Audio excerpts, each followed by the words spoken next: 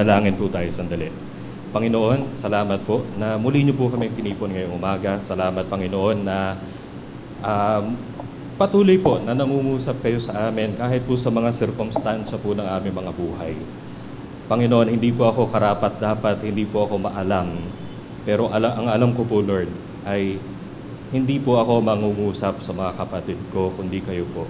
Kaya salita niyo po, hindi ko po salita. Kung ano po, Lord, yung mensahe niyo po sa amin, yun po yung malahad ngayong umaga.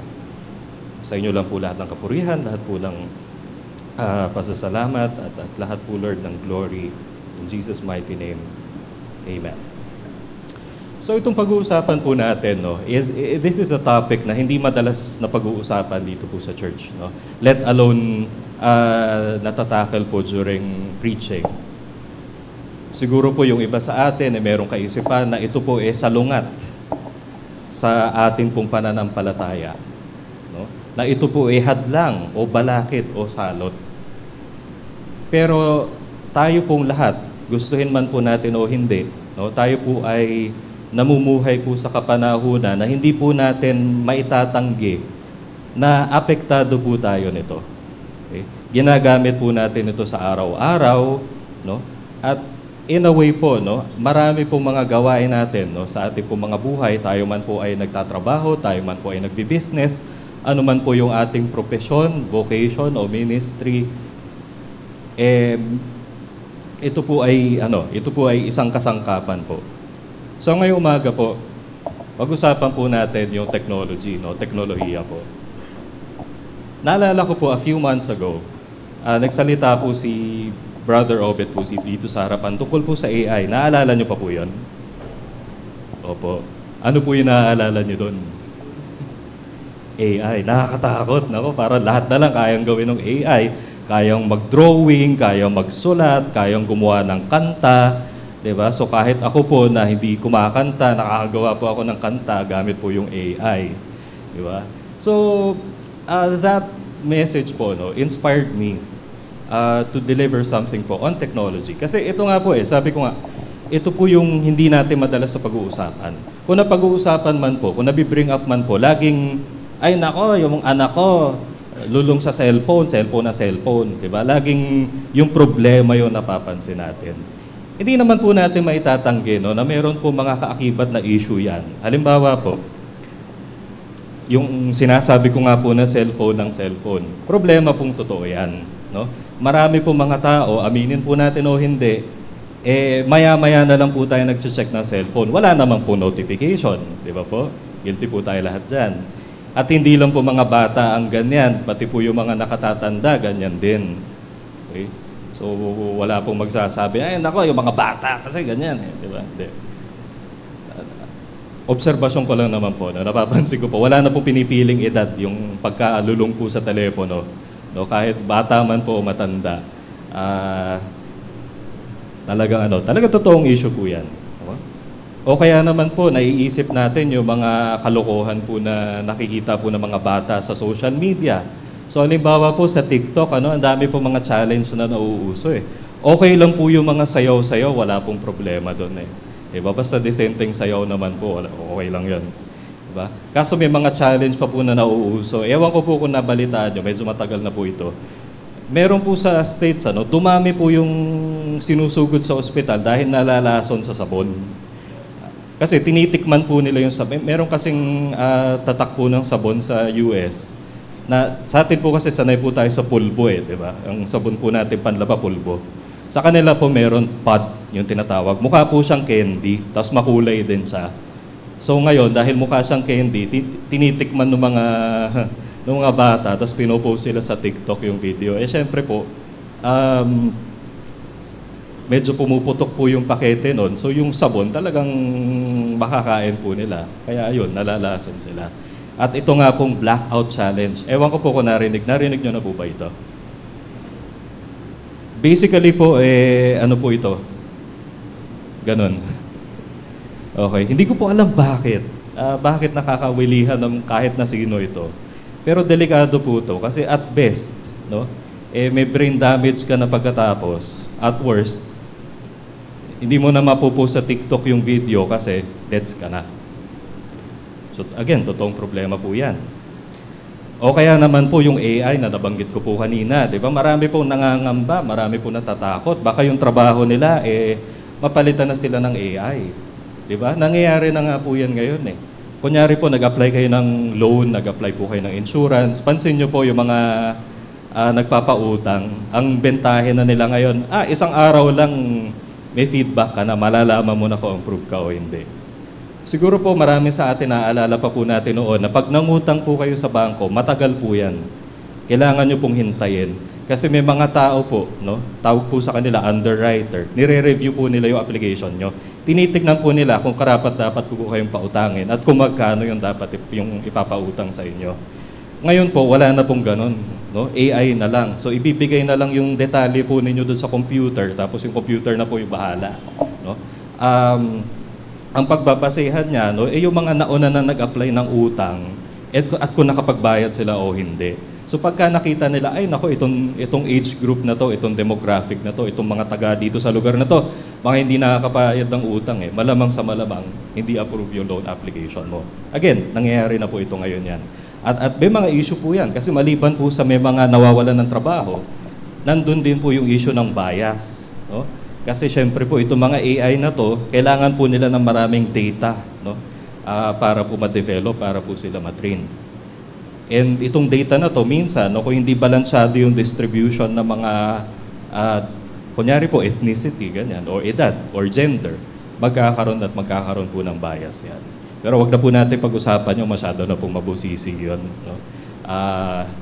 Hindi na po para dito yon.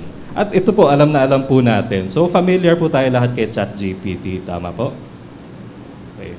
At alam din po natin na meron po mga AI tool, no? Siguro nga po yung mga phone ninyo, meron na gusto nyo pong i-edit yung picture, no? Sasabihin nyo lang po kung anong klaseng edit yung gusto ninyo, magagawa na po ng AI. Ilang segundo lang po hihintay nyo, okay na.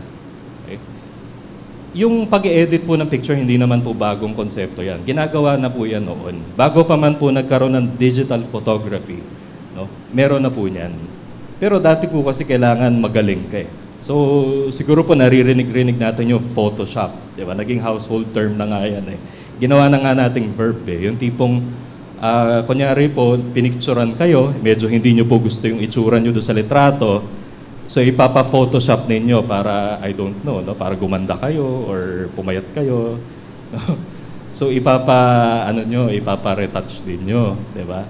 Kailangan po may skill yung gagawa noon. Hindi pwede po na kung sino-sino lang po yung pauupuin nyo doon. Kasi yung Photoshop, hindi po kumakain po ng hindi marunong yung software na yun eh. Pero ngayon hindi na po kailangan. No? Bigyan nyo lang po yung picture, tapos i-describe nyo lang po, tatype nyo lang. Lagyan mo ng ganito, lagyan mo ng ganyan sa gilid. Gagawin na po ng AI yun. No? Meron po mga practical uses ito. Pero ang malungkot po dito, nagagamit din po ito para magkalat po ng mga kasinungalingan. So hindi ko po alam, baka po na-encounter na po natin yung term na deepfake. No? Siguro po nababalitaan natin yan. Meron po mga nabibiktima, kadalasan po mga kababaihan ng mga deepfake na tinatawag. So, nakikita po natin yung mga problema. No? At pag tinitignan po natin yung mga problema and tinitignan po natin yung technology in the context of these issues, iniisip natin, nako, we're doomed. Diba? Parang ganyan eh. Parang doom and gloom yung dating. Diba? Na technology is going to lead to the ruin of civilization, of humanity, the death of humanity. Pero tayo po kasi, no, hindi naman tayo pwede pong maging sobrang negatibo na hindi na po natin or nanineglect na natin yung value po and yung potential benefit ng technology po sa harapan natin. Pero at the same time, we cannot be careless na gagamitin natin ito without the least consideration for the impact that it has. Diba? Kaya ngayon nga po, diba, pagka kunyari bibili po kayo ng kotse, yung iba po electric na yung binibili kasi mas eco-friendly, diba? Kaysa doon sa mga de-gasolina. So, ngayon po, bago po tayo pumunta no, doon sa tama o mali, ano yung dapat at hindi dapat, himayin po muna natin yung pinaka-konsepto ng technology. Mabilis lang po ito. No? Pag po sinabi kasi technology, ang nai-imagine po natin agad, high-tech, yung mga lumilipad na sasakyan, yung mga robot, yung mga kahit saan ka tumingin may screen, di ba? Which is medyo nangyayari na ngayon. Kahit sa kalumingon merong screen, di ba? Yung pinto may screen na rin, yung refrigerator ninyo may screen, di ba? Lahat na lang may screen. Diba? So yan yung nai-imagine nyo pag sinabi technology, very parang futuristic yung dating. No? But at its core, technology is simply resources plus creativity or ingenuity, if you want to call it that. Yun lang yun. So for example, yung inyo pong mga phone, o yung inyo pong mga, actually lahat po ng gamit ninyo na electronic, malamang po sa malamang meron po yung chip sa loob. Mga tinatawag po natin na chips. No? Kapag bumili po kayo ng PC, di ba? Yan po tinatanong, anong chips anong chip yung nakalagay dyan? Or phone, di ba? Dati nga pag phone, hindi naman, wala kayong pakialam kung anong chip yun nandun sa phone. Ngayon meron na, di ba? So para po makagawa ng chip, okay, ang kailangan po dyan is silicon. And yung silicon na yan, kinukuha po yan sa buhangin. Okay. So yung buhangin po, no, i-extract po yung silicon from that. Ipoporma nila yon into this cylindrical shape. Tapos hihiwain nila ng maninipis yon. Tapos dun sa maninipis na hiwa na yon, dun nila bubuin yung circuits nung chip na yon. Okay. So you take in buhangin, tapos pinaandaran mo ng creativity ng tao, no, yung knowledge ng tao kung paano mag-refine, no, ng buhangin into silicon, paano tumadalo yung kuryente, no, across certain types of materials, ano yung nature ng mga tinatawag na semiconductor, and you come up with a piece of technology. So kahit anong technology po yung tignan ninyo, ganyan po yung recipe lagi. Okay? Resources, you take it from wherever on earth, and then you apply creativity, you apply what you know to produce something of value. Okay. So yan po yung technology. Ngayon po, kadalasan, we regard technology as a human product. No? Gawa ng tao yan. Okay. Ang teknolohiya ay sa tao. But have we ever wondered, saan po nanggagaling yung resources at saan po nanggagaling yung creativity? Sagutin po natin saglit, no, yung mga tanong na yan. At para makuha po natin yung mga sagot, no, hanapin po natin sa Bible. Ngayon po, syempre, kapag po nag-search po kayo ng word na technology sa Bible, malamang wala po kayo mahahanap. No? Pag sinearch po computer, no, sa Bible, wala po kayo mahahanap. Actually po, yung term na computer, no, fun fact lang po, no, yung current na definition po ng computer, that only came up less than 100 years ago. Kasi dati po, pag sinabing computer, no, tao yan na nagko-compute. So dati po, no, sa NASA, dahil hindi pa naman po ganun ka-sophisticated yung mga computer noon, meron silang isang kwarto na mga tao na kinukuha nila yung input ng mga spacecraft, tapos nagmamath sila. Computer yung tawag sa kanila. Mga tao sila. Okay? Anyway, I digress. No? Ano po ba yung sinasabi ng Bible about the resources and about the creativity? Una po, no? Pinakaunang verse, no, sa Bible. In the beginning, God created the heavens and the earth. God created the universe. Okay? Lahat po ng nakikita natin, lahat po ng mga raw materials na ginagamit po natin, yan po ay likha ng Diyos. Okay? Maging tayo po mismo ay gawa ng Diyos. Okay? Lahat po ng nabubuhay, lahat po ng hindi, gawa ng Diyos yan. Okay? Maging tayo po. At hindi po tayo basta-basta nilikha. No? Tayo po ay nilikha sa image, no? Or ano po ba yung Tagalog? Wangis, no? Kawangis ng Diyos. Ano po bang ibig sabihin nun? Ibig sabihin po ba nun, si God ay meron din mukha, meron din mata, meron din bibig? Ganun po ba yun? Not necessarily. Ang ibig sabihin po nito, kung ang ating Diyos po ay creative, binigyan din po tayo niya ng creativity. Okay. Siyempre po, ang creativity ng Diyos ay higit sa creativity ng tao. But nevertheless, we were made to be creative. We were made to be curious. Okay. And ito rin naman po yung utos niya sa mga naunang tao. Ang sabi niya kay Adam and Eve, magparami kayo, okay? Fill the earth and subdue it. Have dominion over the earth. Okay. Kayo ang mamamahala niyan. Ngayon, kung paano nyo pamamahalaan at paano ninyo gagamitin, kung ano yung meron sa paligid ninyo, bahala na kayo, figure it out. That's where the creativity comes in. Okay? Hindi naman sinabi ng Lord, ito, kumuha kayo ng ganito, ganito yung gawin nyo. Hindi, di ba? Yan lang yung instruction na binigay niya. Walang specifics yan. So it's up to man to decide, to figure it out. And figure out we have. Okay? So ang daming innovations, no, na over the course of history. So na-imbento po yung gulong, tapos na-imbento po yung mga karwahe, na-imbento yung kotse, 'di ba? Tapos ngayon nga po na-imbento. Wala pa ring lumilipad na kotse hanggang ngayon. Marami po mga invention na doon po nang galing eh. So kung titignan po natin, yung resources na meron tayo to produce technology, no, to produce things that provide value to us, and the creativity, the ability to make that happen, ay nanggaling sa Diyos. So ibig sabihin po, technology, we can regard technology as being rooted in God. Diba? When we trace the ultimate origin of it, yes, it is a human creation. Pero ang pinakaugat po niyan ay ang Panginoon. Bakit? Kasi kung hindi po tayo binigyan ng Panginoon ng talino, we won't be able to figure out how to use the resources, right? Kung hindi naman po tayo binigyan ng resources, kahit na matalino po tayo, wala naman po tayo mabubuong kahit na ano, kasi wala po tayo resources. Okay? So, it's rooted in God. Okay? A human product, yes, but it's rooted in God. Ultimately. No? So, yan po yung technology. Ganon po natin siya tignan. Huwag po natin siya tignan na purely, ginagawa lang ng tao yan. Kasi meron po mga tao na pag sinabi pong technology, automatic makamundo eh, di ba? Basta anything na bago. So, kunyari, computer, masama yan, makamundo yan. Cellphone, masama yan, makamundo yan. Social media, masama yan, makamundo yan.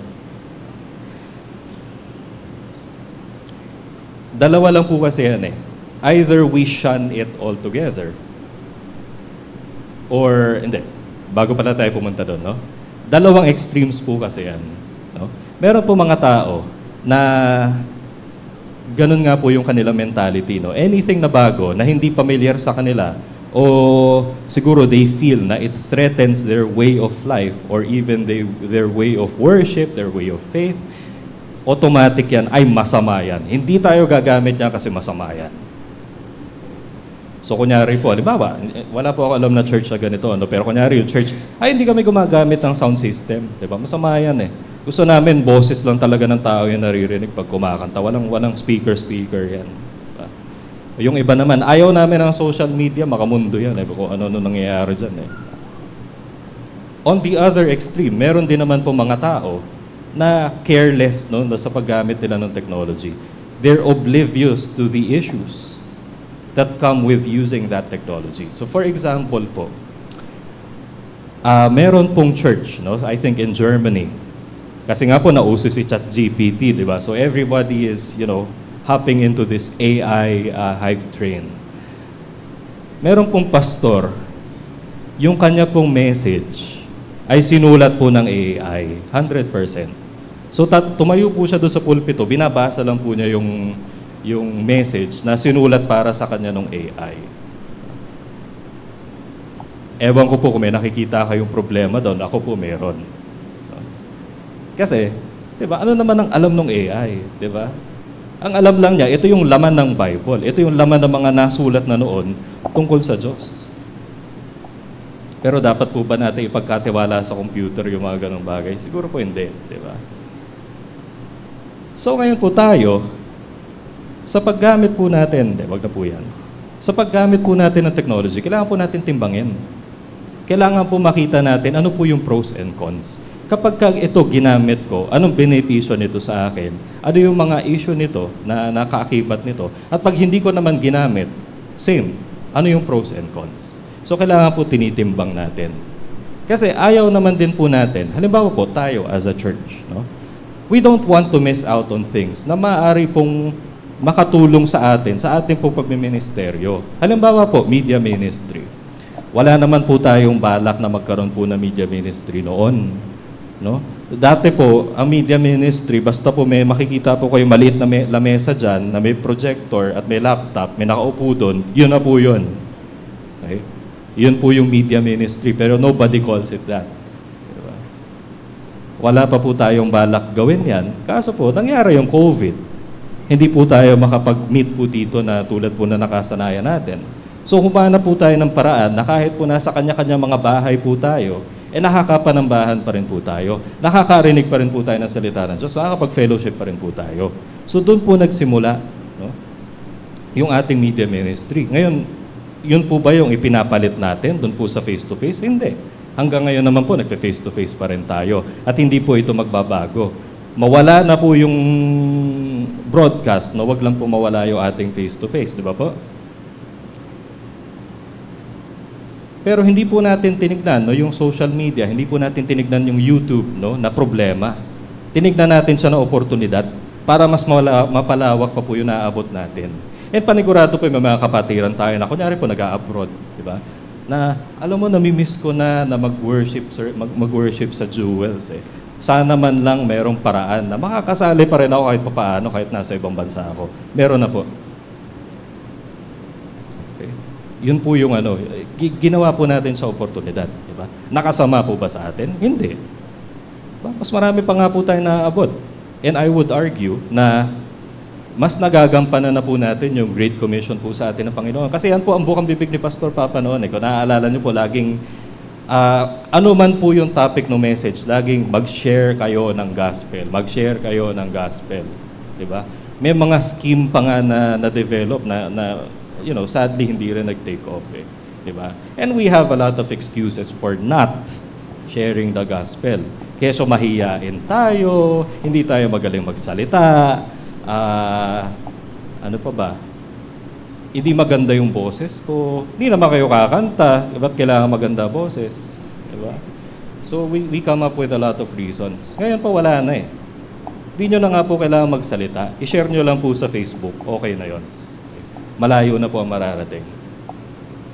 So yan po yung isa sa mga paraan na nale-leverage po natin yung technology to our advantage. Pero syempre, we still recognize na kapag hindi po natin ginamit ito ng tama, meron pong problema na maaaring maidulot sa atin. So nandun pa rin po yung responsibilidad.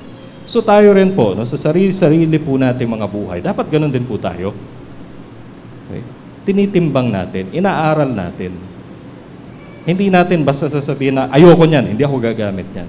Pero hindi rin naman tayo basta-basta na lang, sige, gagamitin ko yan. Diba? Wala akong pakialam kung nakakasakit ng iba yan, kung nalalayo na ako sa Diyos dahil dyan, yan na natin. Hindi po. Okay? So, somewhere in the middle, we have to strike a balance. And to help us with this, no, I want to propose a test, no, on how we use technology, how we relate to technology. So, 4 lang naman po na tanong ito. Unang tanong po, does our use of technology glorify God? Yung pagsa-cellphone po ba natin, does that glorify God? Yung pagfe-Facebook po ba natin ay para po sa kapurihan ng Panginoon? Si Lord po ba ang natataas sa ating po pagpo-post sa TikTok? Again, hindi ko naman po sinasabing masama. Huwag kayo mag-Facebook, huwag kayo mag-cellphone, huwag kayo mag-TikTok. Pero, tanungin po natin mga sarili natin. Nalulugod ba ang Diyos sa ginagawa natin? Kasi yun po yung sinabi, diba? Yan po, yung verse natin, babalikan natin. Whether you eat or drink or whatever you do, do it all for the glory of God. Meron po bang qualifier dyan? Hindi sinabi po ba dyan, whatever you do except this and that and this and that? Wala. Diba? Whatever you do, do it all for the glory of God. Pag sinabi pong all, may exceptions po ba yan? Siyempre, wala. Diba? All nga diba? So pagka may exceptions ka dun sa all, hindi all yon. So, ang sinasabi dito, lahat ng gawain natin, gawin natin sa ikatataas ng Panginoon. Ano man yan? Tayo man ay nag-work, tayo man ay nag-business, tayo man ay naglilingkod, tayo man po ay gumagawa sa bahay, tayo man po ay kumakain, umiinom at nagpapahinga. gawin po natin yan for God's glory. Kahit po yung ating pagse-cellphone, yung ating po pag-Facebook, yung ating po pag-computer, no? Gawin po natin for the glory of God yan. Mahalaga po ito kasi everything else follows. No? Yung mga susunod po dito sa test na ito, pag ito po check nyo na, malamang po yung mga susunod check nyo na rin. Okay? Kasi it follows eh. Hindi po kayo gagawa, hindi po kayo gagamit ng technology sa paraan po na makakasakit ng kapwa o ng sarili ninyo dahil hindi nagbibigay ng kaluguran sa Diyos yun. Tama po. Okay? So dapat po, no, yung paggamit natin, it glorifies God. Hindi naman po kailangan na lagi na lang, minsan kasi yung idea ng mga tao dito is mabanggit lang na Christian sila, di ba? Hindi. Okay? Not necessarily. Maganda yun. Di ba? If we're able to share our faith with other people, that's good. That's very good. Okay? Pero, you don't always have to preach. You don't always have to, diba? That's nice. Pero hindi naman laging ganun kasi, di ba? There's a time for everything eh. So there's also a time, no, to make a living, for example. Pero ano man yung ginagawa natin, di ba? Even if it involves technology, let's do it for God's glory. Diba? Tulad nga po ng paanyaya ko, no, hindi ko po alam kung kayo po yung kausap ko or yung mga worship team lang. Kung meron po sa inyo na gusto pong mag-volunteer, no, sasabihin sa akin, Kuya JM, gusto ko pong mag-TikTok para sa Panginoon. Pwede po ba magkaroon tayo ng official TikTok account? Hindi po ako hihindi. Pag-usapan natin, pwede naman natin gawin. Sabihin na natin na maraming walang kwentang content sa TikTok. Yan na natin. At least tayo, hindi tayo dumadagdag dun sa walang kwentang laman. Di ba? Mga may kwenta at makabuluhan at napakaganda ng mga nilalabas natin. Again, legit po na call yun. Kung meron pong lalapit sa akin, lalo na po yung mga kabataan natin at pagsasabi po sa akin, o kahit po hindi kabataan, kahit po yung mga senior po natin, no? Kunyari po, active kayo sa TikTok, gusto nyo po maging TikToker para sa Panginoon, sabihin nyo lang po ako. Open na open po tayo dyan. Okay? So yan po, number 1, let's make sure that we're glorifying God. Pangalawa po, does our use of technology benefit others? Pag po ba ginagamit natin yung technology, ito po ba ay nag-e-exude ng ating pagmamahal sa kapwa natin? O nananakit tayo ng kapwa natin, whether intentional or hindi? Yan po kasi yung number 2 commandment eh. Mahalin natin ang isa't isa. Okay? Ano po yung number 1? Love God. Number 2, love one another. Mahalin po natin ang isa't isa. Okay? Wag po natin, no, adhikain na makasakit po ng ating kapwa. Ayaw natin, no? Hindi po nagbibigay ng kaluguran, hindi po gusto ng Diyos yun eh. Okay? So kung tayo man po ay gumagamit ng social media, tayo man po ay gumagamit ng anumang pong form of technology, let's make sure po na nagiging instrumento po ng pagmamahal at pagpapalayan imbes po na sumpa at sakit, no? at kasakitan. For example po, social media. So lahat naman po yata or karamihan po sa atin na may smartphone, malamang po sa malamang may social media. Tapos panigurado po ako, lahat po kayo nasa Facebook. Di ba? Favorite po natin yung Facebook eh. Wala naman po masama dyan. Okay lang yan. And meron po sa atin. And again, hindi ko naman po ito pinapatungkol kung kanino man, paumanhin po, kung merong matatamaan. Pero meron po sa atin, mahilig po tayo mag-share ng mga nakikita po natin online. May nakita tayong post sa Facebook, share. May nakita tayong video sa YouTube, share. Wala naman po sanang masama dyan. Pero kailangan po maging maingat tayo. Paano po maging maingat? Una po, basahin nyo po muna o panoorin nyo po kung ano yung i-share ninyo. Siguruhin nyo po naintindihan nyo yung laman nun bago nyo po i-share. Okay. And pangalawa po, tignan nyo po, ito ba may supporting, may ebidensya ba to? May supporting information ba to? Kasi po, baka mamaya, kapag sinishare ninyo, tapos hindi naman pala totoo, baka makasama pa po sa kapwa ninyo yan. So, halimbawa po, nung panahon po nung medyo nag-wane na po yung COVID, medyo buwabalik na po tayo sa normal. This was 2022, I think. Ang dominant na po na variant ng COVID noon was yung Omicron, which was relatively milder, no, kaysa doon sa mga nauna. So, medyo chill na tayo, no? May lumalabas na ulit, face-to-face na ulit. Tapos every now and then, meron ako makikita sa feed ko na may nagsishare ng itong si Dr. ganito daw, no, ay nagsabi na magla-lockdown daw ulit in 1 month's time dahil itong bagong na-discover daw na variant ng COVID, mas mabagsik pa sa Delta. No? Ang daming ganyan. I-share yung ganyan, tapos hindi naman nangyari. Diba? As it turns out, hindi naman pala totoo. Ang masama pa dyan, diba? Kasi siguro iisipin natin, hindi, out of an abundance of caution. Gusto lang natin mag-ingat, wala namang mawawala. Pero hindi natin alam, yun palang shinare natin na yun, ay nagdulot ng anxiety sa kapwa natin. Naging anxious sila ngayon kasi ano ba naman yan? Paulit, ito na nga, umaalis na tayo doon sa lockdown. Nawalan ako ng trabaho, halimbawa, dahil sa lockdown. Namatayan ako ng kamag-anak dahil sa lockdown na ito. Sasabihin mo na naman sa akin, meron na naman, hindi pa tayo tapos.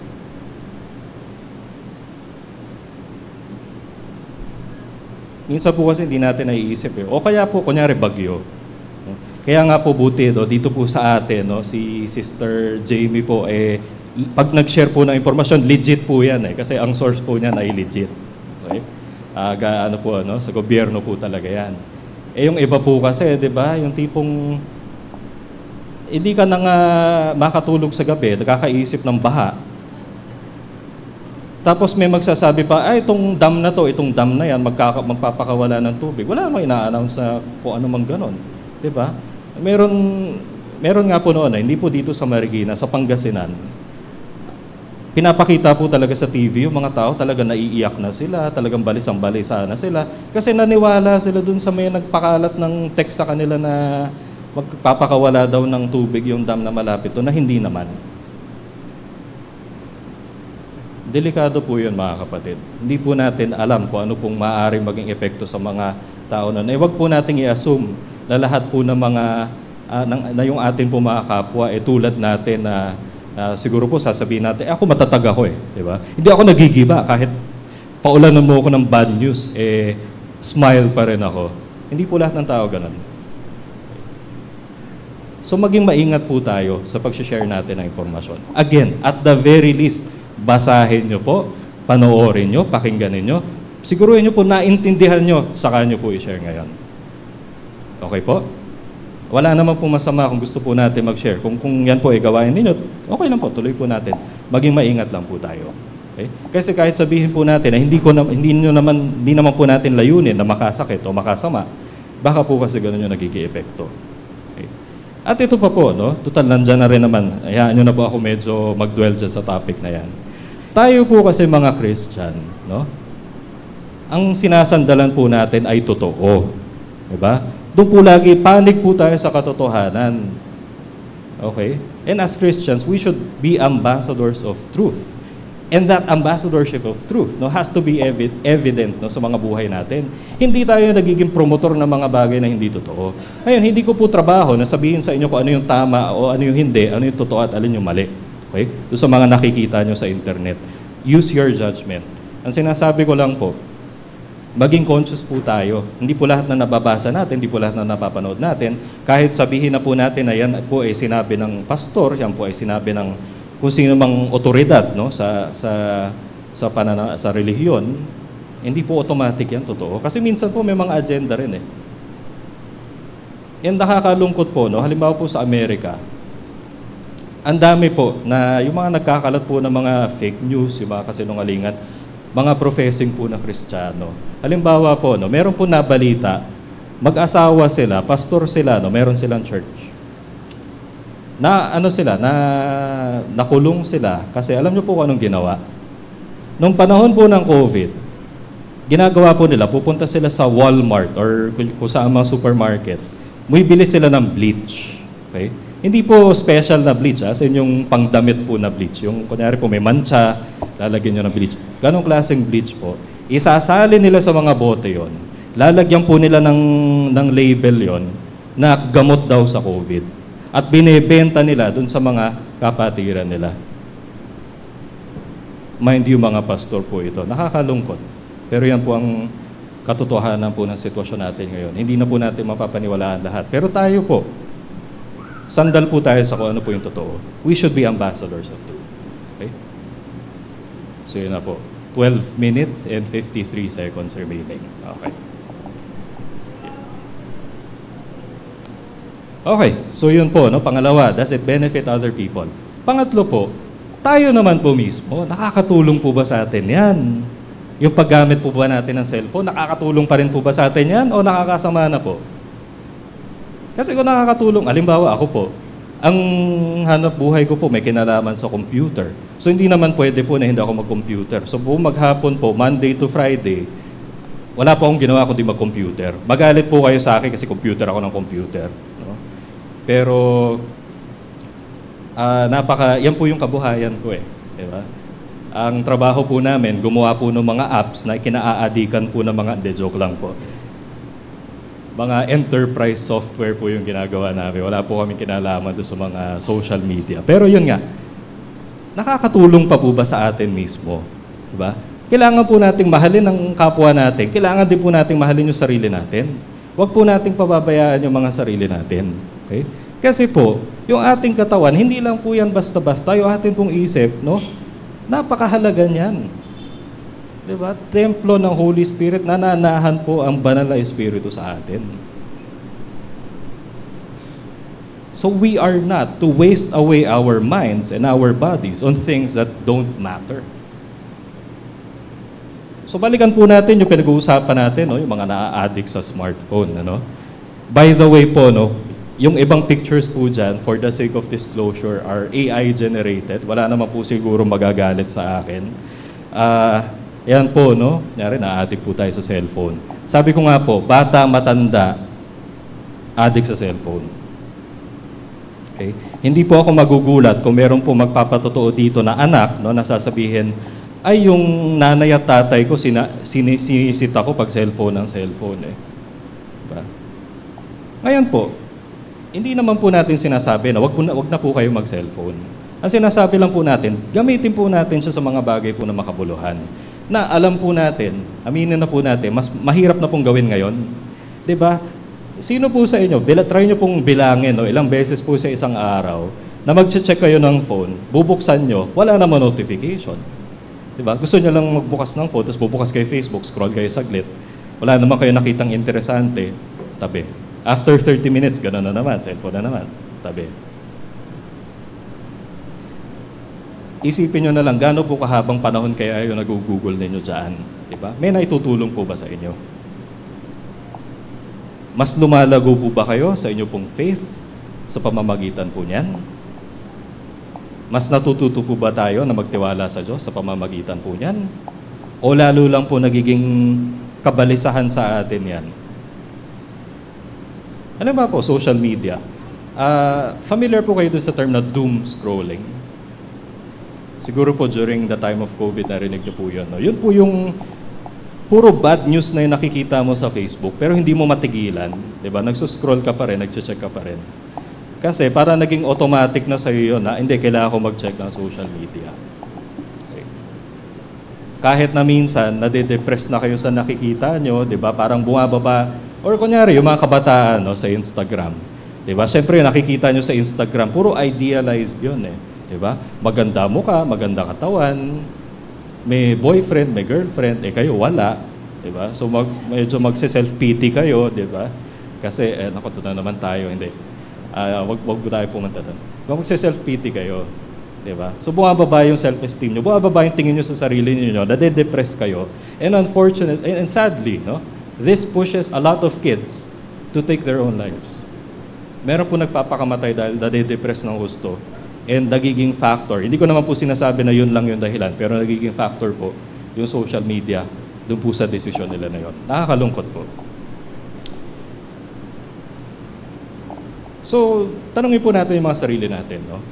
Ano po ba yung pinagagamitan po natin ng phone? Kung ang phone po ginagamit natin, halimbawa po, gusto natin mag-share ng gospel. So, meron po tayong install na app, no, na parang track siya na interactive, di ba? Tapos, kaya may kausap ka, share mo siyang gospel, o ito, ganyan, ganyan. Ganyan, ganyan yan. Meron po mga apps na ganun eh. Maganda po yun. Okay? Or halimbawa naman po, gusto po nating sa messenger, magpapaalalahanan po natin yung mga kapatiran natin. Dahil ayaw nating malagay sila sa alanganin, okay din po yun, maganda po yun. Diba? Or, kunyari po, no, gets ko po, no, na gusto po natin i-encourage yung atin po mga kapatiran na magdala po ng physical na Bible. Maganda po yun, maganda po ito. Pero wag naman po nating i-stigmatize din yung mga Bible app.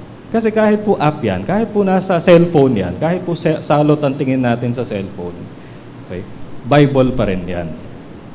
Again, hindi naman po sinabi na masama yung cellphone. Hindi man sinabi ng Lord na, hindi, huwag kayong mag-cellphone, masama yan. Okay. Ang point lang nito is, kung magse-cellphone man kayo, lalo na sa mga oras na to, siguruhin nyo lang na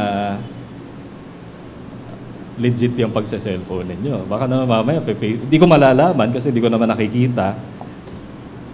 Problema nyo na yan. Okay? So kung kayo, nakabukas kayo na Bible app, no, at nakikibasa kayo ng verses, good. Kung nagno-notes kayo, gamit yung phone ninyo, okay lang yun. Diba? Hindi naman natin pinapatabi yung mga cellphone ninyo during the service. Gusto lang natin, i-silent ninyo para hindi makaabala at ipatayin nyo yung mga radyo para hindi maka-ano sa equipment natin. Yun lang naman. Pero hindi naman namin sinabi na huwag kayong gumamit. Okay?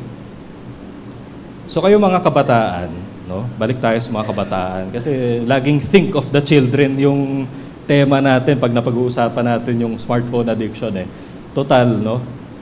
Again, sinipa nyo na ako sa PST dahil masyado na ako matanda para sa inyo.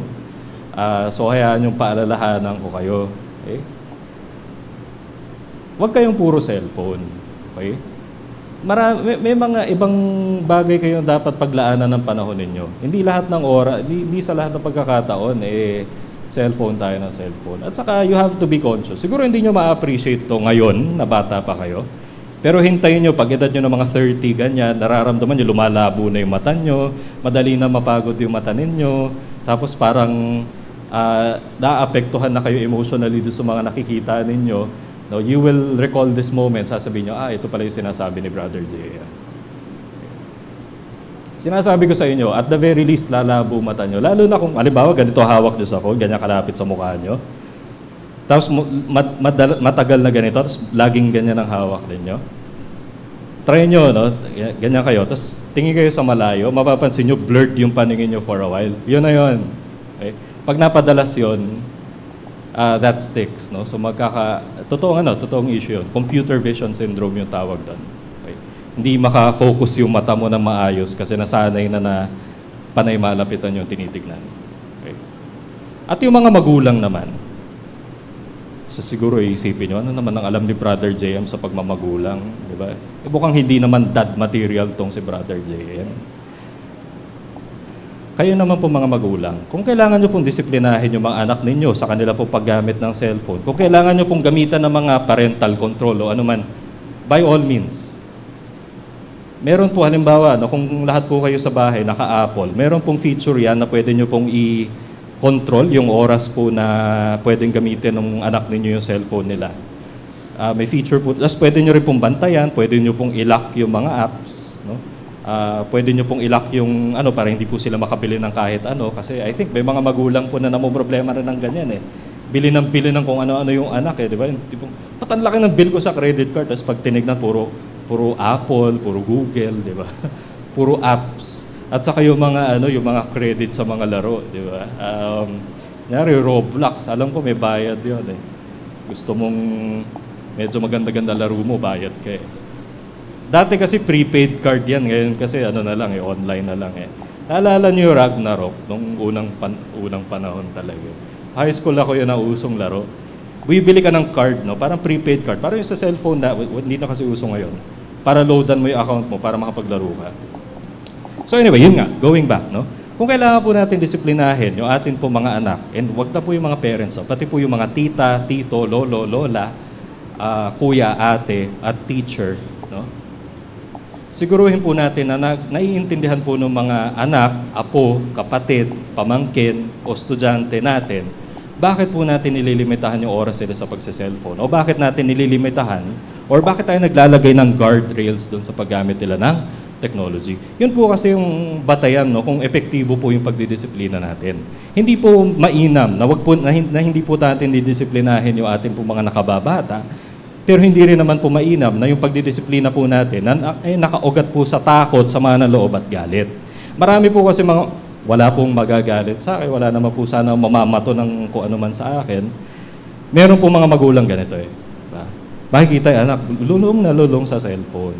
Tapos siguro yung nanay, no, hindi siya magkandara pa na sa dami ng gawaing bahay. Imagine niyo na lang yung lababo, puro pinggan, di ba, na hindi pa nahugasan. And siguro iniisip niyo, patong anak ko, maghugas na lang sana ng pinggan. Kaso cellphone na cellphone eh. Diba? So lalapitan yung anak. Paano makikipag-usap sa anak? Ganito. Ikaw na bata ka, ha? Wala ka nang ginawa kundi magtelepono. Araw-araw lang, buong maghapon, wala ka nang ginawa kundi mag-cellphone. Pag yan di mo tinigilan, babasagin ko yan. Tanong ko po, effective po ba? Okay. Susunod po siguro yung ewan ko lang po ngayon, pero nung panahon ko po, basta tinaasan po ako ng boses, sunod na ako. Kaya nagkaroon po ako ng kaisipan na pag tinaasan ko ng boses yung tao, susunod sa akin. Ewan ko lang po ngayon, baka po mas mahirap na pong pasunurin ng mga bata ngayon.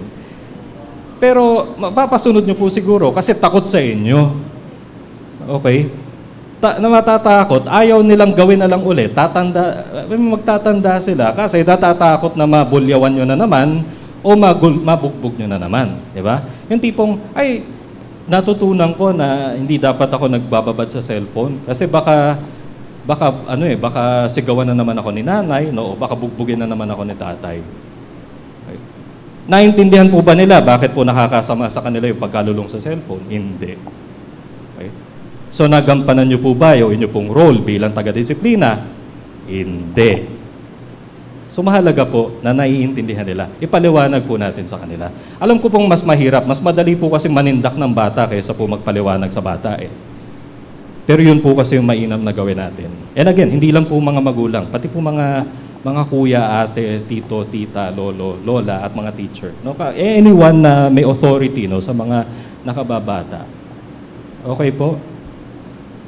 Again, I'm not passing judgment. Kung meron po sa inyo naniniwala sa palo, naniniwala sa bulyaw, nasa sa inyo naman po yan. Hindi ko po papakialam, hindi ko po problema yan. No? Ano naman pong alam ko. Pero ano man po yung paraan na sa tingin po natin ay mainam para po disiplinahin yung ating po mga nakababata, siguruhin lang po natin na nauunawaan nila above everything else, no? Kung bakit natin sila dinidisiplina. Okay po ba yan? Wala naman pong galit sa akin? Okay. Wala naman pong, meron na may hawak ng bote, di ba? May lamang mainit na tubig. Huwag naman. Okay. And lastly, eto na po, no? Nagbiblink na po yung oras ko doon. Bigyan nyo lang po ako ng 5 minutes pa. Amidst all of this technology, alin ang mas pinagkakatiwala? Saan ako mas nagtitiwala? Sa Diyos pa rin ba? O dun sa technology na? Am I looking at technology as my Savior? Halimbawa po, kunyari, no? Meron tao, halimbawa, na meron siyang struggle. No? Kunyari, nawiwili siya sa panonood ng porn, halimbawa. Okay. Ngayon, meron mga apps na tawag sa kanila accountability apps. No? Hindi ko po alam kung narinig nyo na. Yung example po niya is this app called Covenant Eyes. Okay? Accountability app siya. Kasi install mo yon halimbawa dun sa phone nung kapatid na nagsa-struggle. Tapos meron siyang partner na kapatid din niya or siguro pastor niya na naka-block yung porn, no? Ngayon, pag tinry niya magbukas ng porn, malalaman nung kanya accountability partner. So ngayon, si accountability partner, ang trabaho naman niya, i-review. O kapatid, bakit? Bakit ka nag-iba? Okay. Tanong ko po, although nakakatulong yon, oo. Pero yun po ba yung sasandalan dapat? I mean, makukontento na po ba yung kapatid na nagsa-struggle doon po sa accountability app na yun? Hindi. Kasi bukod sa sarili lang niyang kakayahan at sarili niyang kaparanan ng tao, hindi niya basta-basta mapagtatagumpayan yun eh. Pero mapagtatagumpayan niya yun kapag ang Diyos, ang Panginoon, ang kanya sinandalan. Kasi ano man po yung addiction, ano man po yung affliction, ano man po yung kinahiwiwilihan na hindi dapat, kaya pong ialis ng Diyos ang tao doon. Okay? Tayo po, no, siguro at some point, meron po tayo mga nakahiligan po ng mga bagay na hindi dapat. Pero dineliver tayo ng Panginoon from that. Okay? So at the end of the day, even with all the progress, even with all the AI and stuff na naririnig ninyo, huwag pong mag-waver yung tiwala natin sa Diyos. Si Lord pa rin. Okay? Siya pa rin ang una. Kasi mawala na lahat yan. Huwag lang yung faith natin. Okay? So yun po, no? Wala akong recap na slide, pero balikan lang po natin. Number 1, does it glorify God? Number 2, does it help others? Number 3, does it help me? And number 4, is this helping me trust God more? Okay? Or do I still trust God amidst all of this? So again po, no? Sana hindi po tayo magkaroon ng mindset na basta bago masama. Tingnan po natin, baka naman po may benefit yan sa atin. Okay? But at the same time, let's recognize the issues. No? And in dealing with the issues, panghawakan pa rin po natin yung katotohanan. Diba? I-examine natin paano po tayo nakikitungo, no, dun sa technology. Ano yung relationship natin with technology? Ito ba ay nakakatulong sa atin? Ito ba ay nagiging master na natin? Ito ba ay nakakatulong sa atin sa paglilingkod natin sa Panginoon at sa ibang mga tao?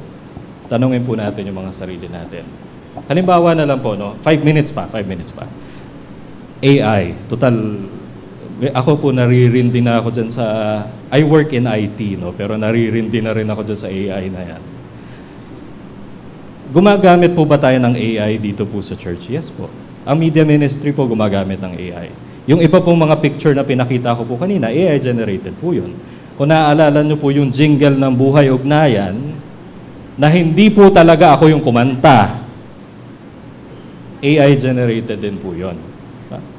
Masama po ba yun? Hindi naman. Nakakatulong po sa atin yun. Kapag meron tayong kailangan na illustration na hindi natin makuha, sabihin lang natin sa AI, gawa ka ng ganitong picture. Gagawa yung AI. Okay? Pag gustong gumawa ng jingle na makakapatira natin pero wala ng panahon para mag-record, no? At lalong walang talento para kumanta, AI na lang. O gawa ka ng jingle ng Buhay Ugnayan, ganito, ganyan. Boom! I-jingle ka na. Okay? So hindi po masama yun. Diba? Kasi ginagamit natin siya para makatulong po sa ministry. Pero kung halimbawa po, ginagamit ko po yung AI para po gumawa ng mga fake na litrato po na ilalagay po yung ating mga kapatiran in, uncompromising situations. Doon po tayo magkakaroon ng malaking problema. Kung ginagamit po natin yung AI para po manira, dyan po tayo magkakaroon ng malaking problema. So again po, in our use of technology, sino po yung pinapapurihan natin? Tayo po ba ay nagiging pagpapala? And sino po ang master natin? Ang Diyos pa rin ba o ang technology? Pag-isipan po natin mabuti yan. It's easy to take things for granted, pero wag po sana. Kasi hindi po biro yung epekto sa atin. E nararamdaman na nga po natin eh. Di ba? We rant a lot about it. So let's be mindful of how we use technology. Okay? Sige po, tayo po'y manalangin. Panginoon, salamat po sa pagkakataong ito na nangusap po kayo sa amin. Lord, siguro po hindi namin tinitignan po yung teknolohiya na something po that concerns you. Pero Lord, you are deeply involved in every aspect of our lives, even in our use of these innovations and technologies. Panginoon, patuloy niyo po kami bigyan ng wisdom sa amin po paggamit ng mga bagay na ito. Nawa po Lord, maging kasangkapan po ng pagpapala ito sa amin at sa mga nasa paligid po namin, sa amin pong paggamit ng mga bagay po na ito. Kayo po Lord, yung maitaas at hindi po ang mga sarili namin. Na maging force for good po kami, Panginoon, no, with the help of these technologies and innovations, no, these products of creativity that you have given mankind and the resources that you have surrounded mankind with. Salamat po, Panginoon, na binigyan niyo po kami ng katalinuhan Hindi man po namin batid lahat ng bagay, Panginoon, pero salamat po na binigyan niyo po kami ng creativity, binigyan niyo po kami ng ingenuity through which, Panginoon, napapakinabangan namin kung ano man po yung mga nilikha po ninyo. Pero nawa po, Panginoon, makita rin po namin o malaman po namin yung kaibahan po ng paggamit po nito para sa kabutihan at paggamit po nito para sa kasamaan, paggamit po ng mga bagay na ito sa mga kaparaanan po na nakakatulong kami at nagiging instrumento ng pagpapala, imbes na makasama o maging instrumento po ng sumpa. Patuloy po, Panginoon, nagabayan niyo po kami at bigyan niyo po kami ng katalinuhan po sa mga bagay na ito. At sa amin po mga buhay, ano man po yung aming ginagawa. Kami man po ay nagtatrabaho, kami man po ay naghahanap buhay, kami man po ay nagpapahinga. Gagawin po namin ito para po sa ikapupuri ninyo, sa ikatataas po ninyo. Dahil kayo lamang po, kayo po ang aming Diyos, kayo po ang aming Panginoon, kayo po ang nararapat po na malugod sa amin pong pang-araw-araw na pamumuhay. We glorify you, Lord. We praise you. And this is our prayer in Jesus' mighty name.